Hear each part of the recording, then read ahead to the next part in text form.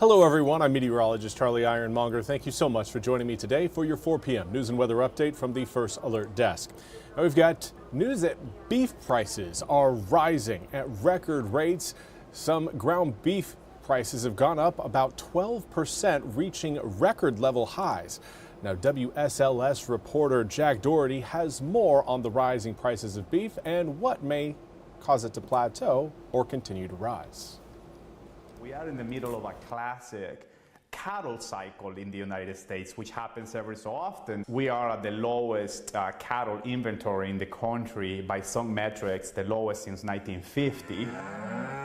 Probably 10 years we've seen cattle numbers slowly going down, and that limits supplies within the United States. But we produce a really great product that people like, not just here but across the world. So we have a good demand for our product. Last year today we were buying heifers for $2.30 a pound and steers for $2.60 a pound, and today they have costed like $3.30 to $4 on some of these steers, and these heifers are still rising. Farmers are culling cows more often than they would otherwise because of the incentive that the high cattle prices are there. We're enjoying these beef prices while they last. We know they will not last forever. Great time for the American farmer. He can actually pay some of his land and some of his equipment cost and operating costs compared to previous years where you're just kind of floating by. And again, that was Jack Doherty reporting. Now turning our attention to the world of sports. We've recently announced the Eastern North Carolina High School football game of the week. This one's going to be between Havelock and New Bern. Watch local high school football teams battle it out each Friday night at 7 p.m. This week, again, the New Bern Bears will host the Havelock Rams.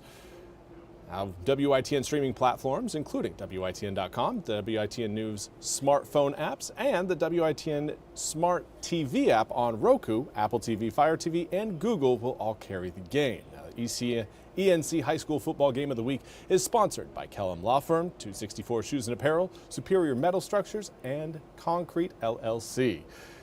Should be a very good game. Usually those two teams are some of the best in Eastern North Carolina, so it should be a very fun time to see them clash on the gridiron. Now, as far as what we've got weather-wise throughout Eastern North Carolina, things have been very sunny so far today. Tomorrow, maybe a little bit more thin cloud cover, mid to high-level clouds early tomorrow morning. It should gradually burn off as we make our way through your Thursday, but air temperatures are going to be fairly similar. Your humidity levels fairly similar. Not a whole lot of change, other than, again, maybe a little bit of a more spread of clouds. Right now, these are your puffy cumulus clouds. What we're looking at tomorrow, again, is more high-level thin clouds that the sun should be able to break through at times. Now, right now, we've got 80 degrees along the Neuse River in New Bern. Continuing to track, again, some of those showers around the Pamlico Sound, working their way southward over Hatteras. Ocracoke, kind of the north end, may get clipped a few drops, but certainly not a lot there. The rest of Eastern North Carolina, again, right now trending dry. You do see that boundary front moving off the coast of mainland Hyde County, kind of heading down towards coastal Pamlico and the northeastern corner there of Carteret County. That is more of a gust front, but again, could perhaps spark maybe another shower or two developing as we head through the next few hours. As far as what we've got in terms of rainfall coming up for tomorrow, not a whole lot. Again, cloud cover in the morning is going to be present, but it's going to be mid to high level clouds, and those ones don't really result in any rain showers. Now, as far as your air temperatures go, currently out your door, many of us are sitting around the 80-degree mark, some in the upper 70s, others in the low 80s.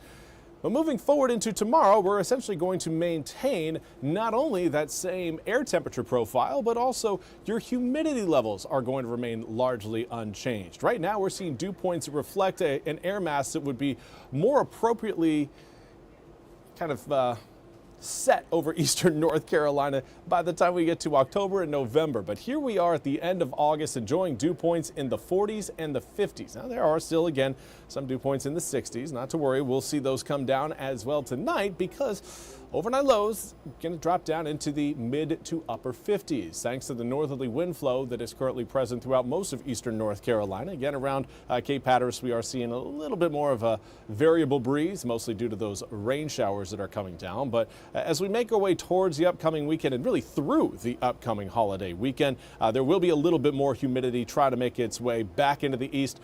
You'll be able to feel that coming up possibly by Friday, but certainly by Saturday. And it will also come with a chance of some coastal rain showers as well.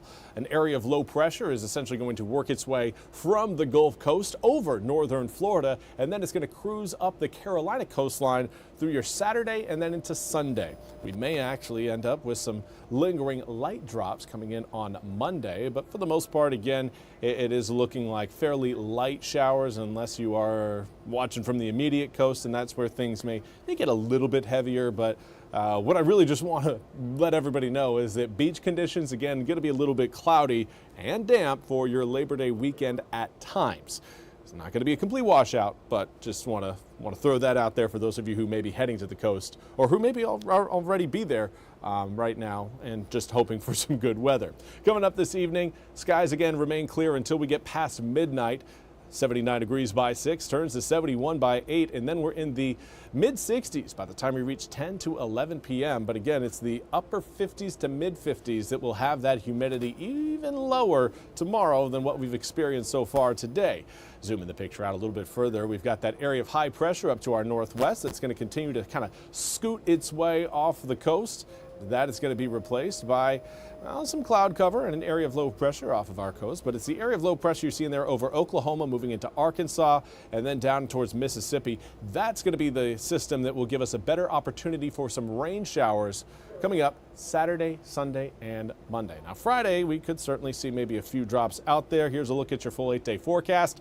81 degrees coming up for tomorrow, 85 on Friday. Note those overnight lows starting to creep back up into the low to mid 60s there. Friday night, Saturday night, and Sunday night will hold in the low 60s through at least the start of next week. And that is a sign that humidity will increase a touch, but still remain well below our seasonal average for this time of year, making the air again feel fairly comfortable even as temperatures warm, going from 80 degrees on Labor Day, 81 on Tuesday, 85 the following Wednesday, and by the time we get to next Thursday, we could be looking at the mid to upper 80s, right around 87 degrees under mostly sunny skies. That's all we have time for today's 4 p.m. News and weather update from the First Alert Desk. I want to thank you all so much for joining me. We'll be back with more news and weather coming up at the top of the hour. Until then, hope you all have a wonderful day.